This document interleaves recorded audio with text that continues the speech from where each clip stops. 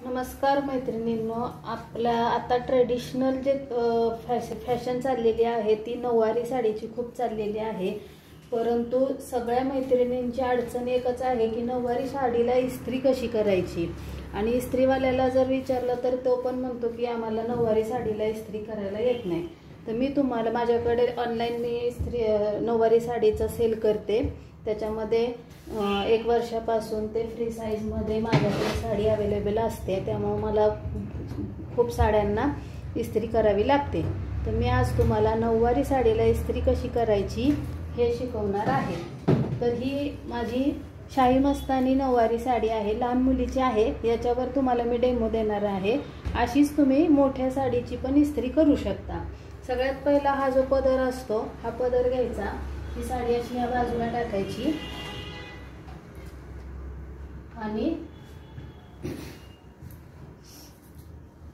अशी पदरला पूर्ण पदरला इस्त्री करून घ्यायची।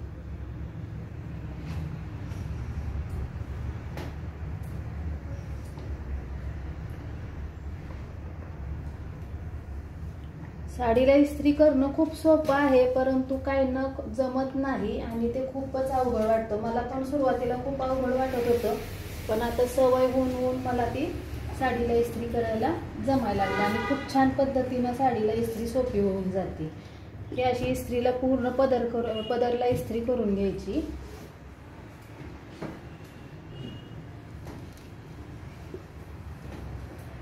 मोठ्या फुल फ्री साईज मध्ये पण अशीच इस्त्री करायची, त्यामुळे तुम्हाला छोट्या याच्यावर पटकन होईल, व्हिडिओ मोठा होणार नाही, म्हणून मी छोट्या साडीवरती इस्त्री करून दाखवते।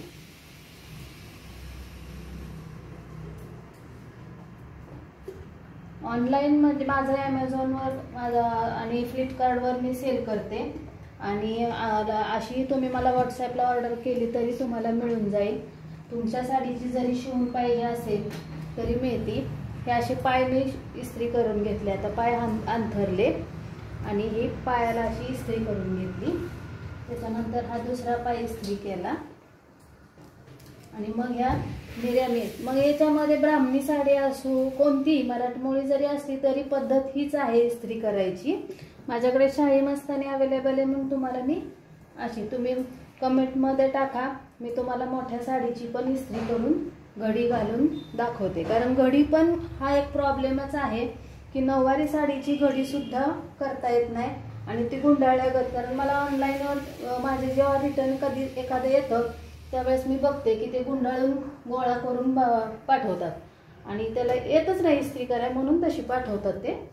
आणि मग हे पदर असा फोल्ड करायचा। मग मोठी साडी असेल तर तुमचा जितका वेळा फोल्ड होईल ह्याच्यावर बसेल एवढा फोल्ड करायचा। मी आता हे याच्यावर असा बसेल असा फोल्ड केला पदर। ही 1 वर्षाच्या मुलीची साडी आहे।